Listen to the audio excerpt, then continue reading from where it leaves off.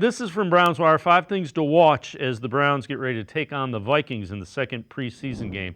Number 1, can Dorian Thompson-Robinson close the door on the 53-man roster spot? Number 2, Jamari Thrash and his quest to demand targets. Number 3, how will the Browns handle left tackle responsibilities? We'll deal with those 3. We got a couple more on defense. DTR and Huntley, it's going to be interesting to see how that plays out. Somebody is going to come and drop a draft pick on your lap for one of those 2 guys. Just depends DTR on. made it. DTR felt good about himself. I was like, man, this is gonna be a quite an uphill battle. Like, DTR kind of got injured last year. He started off in the preseason, and he came back and reminded everybody that he is DTR. Like in the preseason, DTR reigned supreme. Like I don't know what, them lights turn on in the preseason. He's different. He got velocity on the ball. He looked like he got a command of the offense. He's moving in chains. He's using his athleticism. And I thought last week he was the most impressive player that played on the field for the Browns. This week he's going to get a chance to start. If he moved the ball up and down the field and look good, I think that he's going to get that position. DTR right now, I had him coming into training camp as a tie or even a little bit below Huntley.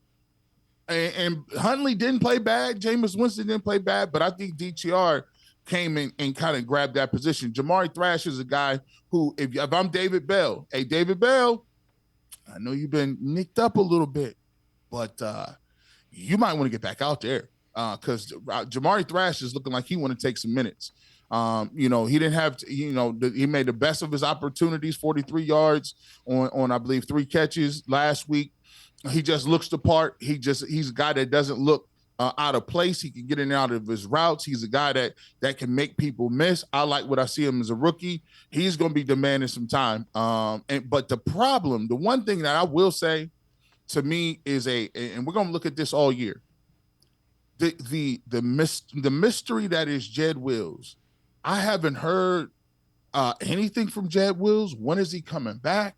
All I know is he had knee surgery in November. Like, we're going on 10 months. We haven't seen him. Now, maybe they know something and they're confident he can come back in the preseason and do what they do. But look, one of the things that we saw, and we've heard this from the guys at Minnesota and during the scrimmage with the Vikings, is that not only did the Browns defense shine, but the Vikings defense was getting pressure too. Yep. Vikings defense had some sacks. They was in the backfield making Deshaun Watson move up and move out of the pocket and different things. James Hudson, he's a name that we're familiar with, but I don't know about you.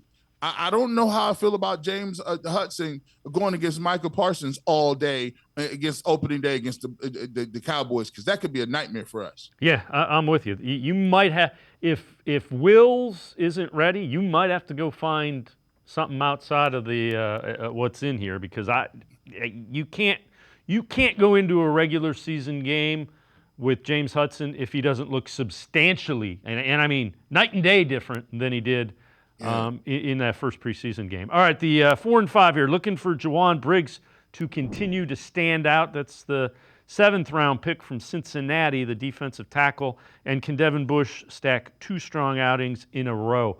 I liked what I saw from Bush. He was looking a lot more like a first round pick than the guy that's kicked around the last couple of years. It looks like I've been spot shadowing them. Because listen, I'm tell you what, as guys that are in the Midwest and watching the Buckeyes, I was always impressed with Devin Bush. He was like the first linebacker that I got was like, man, where they get this hybrid linebacker from? Running sideline to sideline. Michigan, like they had bigger linebackers. They never really was, too much into the hybrid guys, but they got Devin Bush and he was a first round pick. And I thought that was a pick that the Steelers was going, be able to take advantage of. And his first year, he had 100 tackles for the Steelers, but he ended up tearing his ACL, getting injured that first year. And I think that set him back a little bit. Sometimes it takes you a couple of years of being outside of injury to kind of get back that athleticism, not just back to just playing regular, back to being able to train at a certain level where now you're training and you're getting better. You're just trying to get back to base level when you tear ACL or Achilles or any major surgery. So I liked what I saw. I thought he's a thumper. I've said all along, I think that he could probably be your base starter when you're coming out with you got Hicks and you got JOK and you have a guy like Bush. I think he can be your base linebacker in that 4-3 scheme. He's going to still be able to give you some speed and athleticism, sideline to side. Gets downhill, made a couple stops in the backfield. So I like what I saw out of him, and I like Briggs too. If you look at it, we have not seen Siaki Ika. I mean, have you seen? Nope. Have you seen? Nope. And think about it.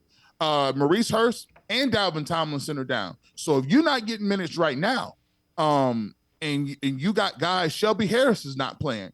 So if you got guys down right now, we don't know what's going on with Mike Hall Jr. This is supposed to be a time that Siaki Ika is supposed to step up, and we just have not seen it. So it's an opportunity for Briggs to possibly come up and get him a roster spot if no one steps up in the middle.